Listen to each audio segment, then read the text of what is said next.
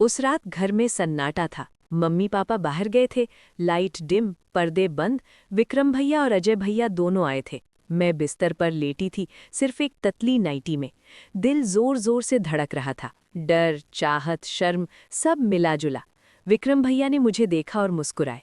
आज तेरी ऐसी हालत करूंगा कि तू सुबह तक रोएगी और मांगेगी। और मैं शर्मा गई, लेकिन अंदर से आग लग गई।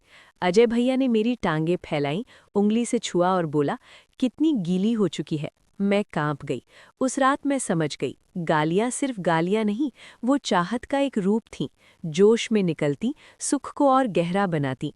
मैं अब डरती नहीं थी, मैं चाहती थी वो पागलपन, वो सब कुछ। 20 साल की उम्र में मैं बाहर से तो वही सामान्य कॉलेज लड़की लगती थी। किताबें, दोस्तों से हल्की फुल्की बातें, शाम को घर लौटकर टीवी पर पुरानी फिल्में। लेकिन अंदर से एक खालीपन था, जो चुपके चुपके मुझे खोखला कर रहा था।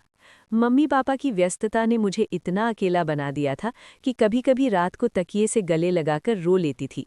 कोई ऐसा नहीं था जिसे दिल की बात कह सकूं। और तभी विक्रम भैया आए मेरी जिंदगी में, जैसे कोई हवा का झोंका जो सूखे पत्तों को सहलाकर जगा दे। उनकी आंखें, भगवान वो आंखें, जब वे मुझे देखते तो लगता जैसे वो सिर्फ मेरे चेहरे को नहीं, मेरे अंदर की उस लड़की को देख रहे हैं जो अकेलेपन से तड़प रही है। उनकी मुस्कान में एक गर्माहट थी जो मेरे सीने में उतरकर दिल को पिघला देती। मैं उन्हें भैया कहती, लेकिन हर बार वो शब्द बोलते वक्त मेरी आवाज़ कांप जाती। मन ही मन सोचती, अगर ये भाई नहीं होते तो, अगर ये सिर्फ विक्रम होते तो।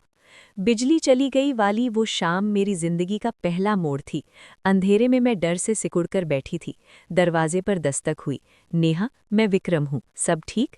उनकी आवाज़ सुनते ही एक अजीब सा सुकून मिला। वे आए, इन्वर्टर ठीक किया, फिर सोफे पर बैठ गए। चाय पीते हुए बोले, अकेले रहना कितना मुश्किल होता है ना, मैं समझता हूँ।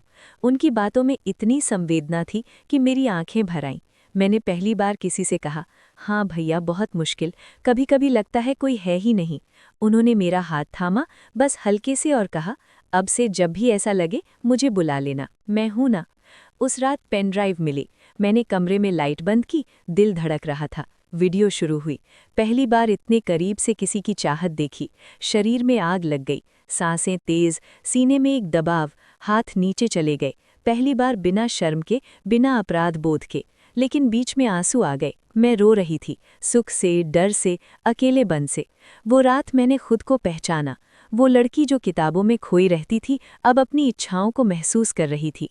अगले दिन जब विक्रम भैया आए, मैं उन्हें देखकर ही रो पड़ी। क्या हुआ नेहा?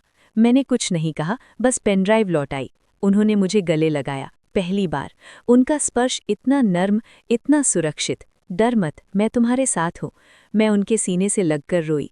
वो आंसू मेरे अकेलेपन के थे जो सालों से दबे थे। धीरे धीरे हमारा रिश्ता गहरा हुआ। हर शाम उनका इंतजार, जैसे कोई प्रार्थना। जब वे आते मैं उनकी बाहों में समा जाती। उनका पहला किस, ओह वो पल, मेरे होंठों पर उनके होंठ रखते ही लगा जैसे सारी दुनिया रुक गई। मैं कांप रही थी, डर रही थी, लेकिन साथ ही एक अजीब सा भरोसा था। बेडरूम में जब उन्होंने मुझे नंगा किया, मैंने आंखें बंद कर ली। शर्म से नहीं, बल्कि इसलिए कि मैं उनके स्पर्श को पूरी तरह महसूस करना चाहती थी। नेहा, तुम मेरे लिए बहुत कीमती हो। उनकी आवाज़ में इतना प्यार था कि दर्द भी मीठा लगने लगा। पहले दर्द हुआ, तेज, जलन जैसा। मैं चीखी, रोई, लेकिन उन्होंने मुझे छोड़ा नहीं। मेरे आंसू पोंछे, चूमे, कहा, बस थोड़ा सा और मेरी जान, फिर सब अच्छा होगा। और सच में दर्द के बाद जो सुख आया, वो मेरे लिए नया जन्म था। मैंने खुद को उनके हवाले कर दिया, पूरी तरह, बिना किसी शर्त के। उस रात हमने एक दूसरे को बार बार छुआ, जैसे सालों की प्यास बुझा रहे थे।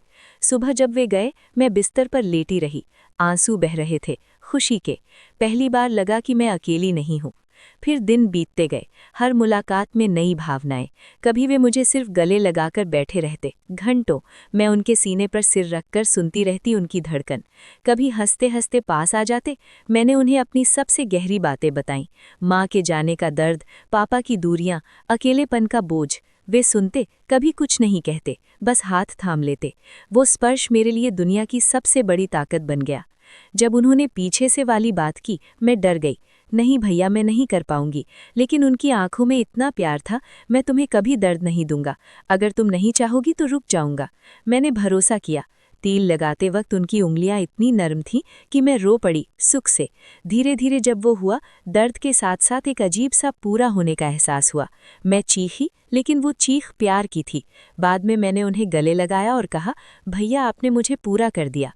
अजय भैया के आने पर पहले तो डर लगा, मैं नहीं कर सकती 2 लोगों के साथ, लेकिन विक्रम ने कहा, वे तुम्हें उतना ही प्यार करेंगे जितना मैं, ट्रस्ट करो।